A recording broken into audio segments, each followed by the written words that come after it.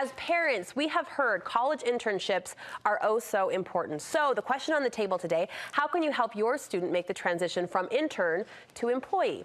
My next guest is here with 5 tools to turn an internship into a job. New York City-based career coach and former UVU career counselor Meg Radunich joins me. It's great to see you. Happy New Year. See you. Thank you. You are talking to an intern turned employee. I did my internship here at KSL actually, though I know the game has changed dramatically in the last 10 to 15 years since I was playing the game. It really has. Yeah, how do you describe those differences to parents and students who are coming through your door? Yeah, well, you know, a lot of students realize how important it is to do an internship and that their chances of landing a job after graduation are significantly higher if they complete an internship. But the more interns I talk to, the more I realize that they don't really know what they need to be doing in that 3 to 4 month time to really stand out and land the job at the end. So I'm hearing you say they know it's important. They know I should do it. I should jump through that hoop, so to speak. And a lot of colleges these days require it as part of the curriculum, right? The school of study.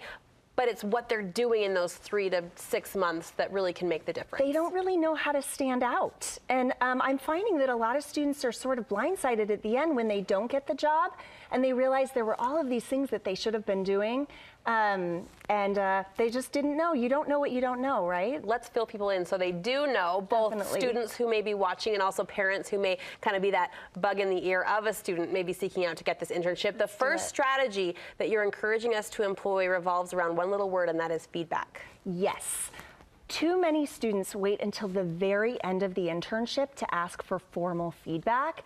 And by that point, it's too late to really implement any of the criticisms and really act on it because the internship's over. And I will say, one of my students came to me feeling really blindsided at the end of her advertising internship. She said, they told me I wasn't hired, and they gave me a laundry list of things that really hindered me from getting the job. And had I known this in my first week or second, I would have been more vocal in staff meetings. I would have come prepared to contribute more to projects. But again, she just didn't know. So it's important for students to let their supervisors know at the very beginning, listen, I'm taking this really seriously.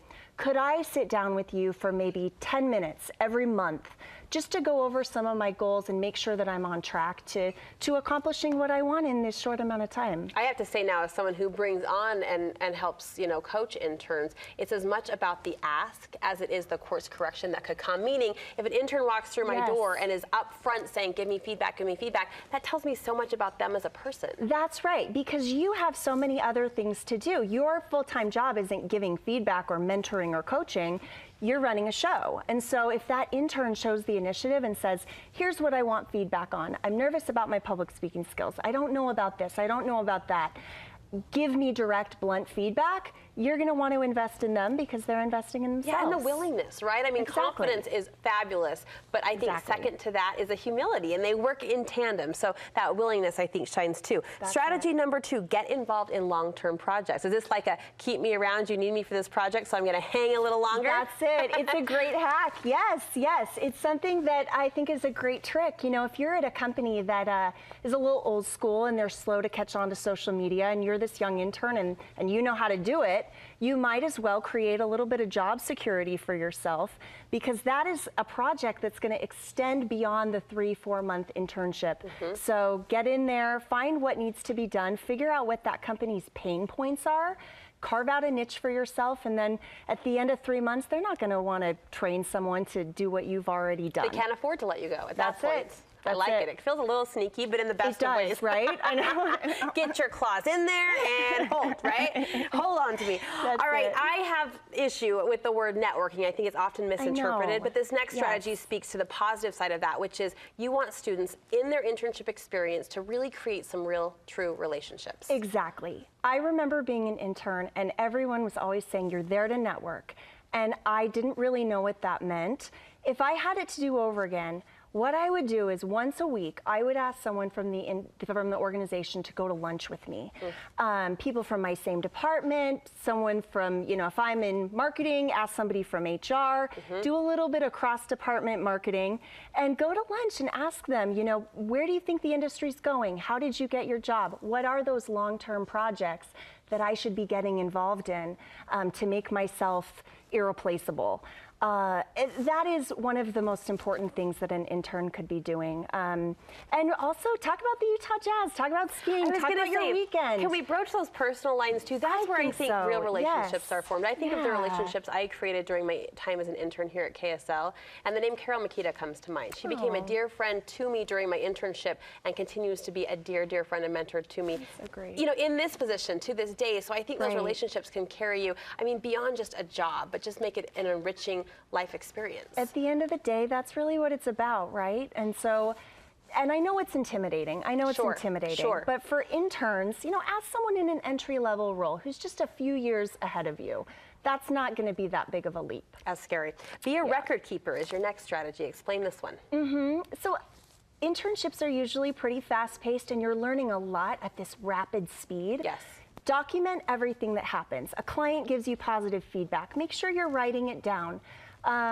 You overcame a challenge. Make sure you're taking the time to reflect and document, because at the end of that internship, the intern is most likely going to have to do a little bit of a pitch and sell themselves for that position at the end. And if you don't remember any of your highlights, it's going to be a little bit difficult to give a really strong pitch. I like that idea. So at the end of that internship, rather than saying, gosh, client seemed really pleased with the work that I was able to produce, you can say, client so-and-so on this date with this project expressed to me their appreciation for X, Y, and Z. You've got details to pull from. Exactly. That's very smart. I even think at the end of every week, if you wanted to send your supervisor a little email of, hey, here's what I accomplished this week, and that way they see your name showing up in their inbox week after week. They get that recognition. Yes. And it's a way to leave a paper trail of what you've accomplished without having to brag about yourself, because I don't think any of us like doing that. Very, very wise, very smart. This final one speaks to any parent out there watching, wanting to be that bee in the ear that we talked about, or that coach on the ground. Manners count. So moms, dads, what you're teaching at home, you say really can translate to the internship and beyond. Manners count. I know it sounds sort of obvious, but it surprises me how many students don't do the little details that go a long way. I had a student who completed a real estate development internship at this very prestigious real estate development firm in Manhattan. At the very end, she took the time to write a handwritten letter to every single partner in the firm. And one of them wrote her, or they called her on the phone and said, I was really impressed. I haven't received one of these in a really long time.